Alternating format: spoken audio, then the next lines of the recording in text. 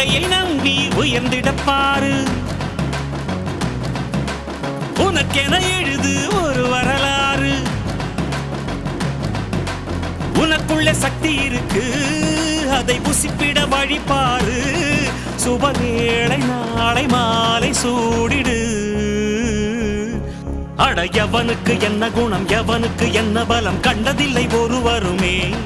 ஒரு விதைக்குள்ள அடைப்பட்ட ஆலமரம் கண்முடிக்கும் அதுவரை பொறுமனமே. சிங்க நடை போட்டு சிகரத்தில் ஏறு. சிகரத்தை அடைந்தால் வானத்தில்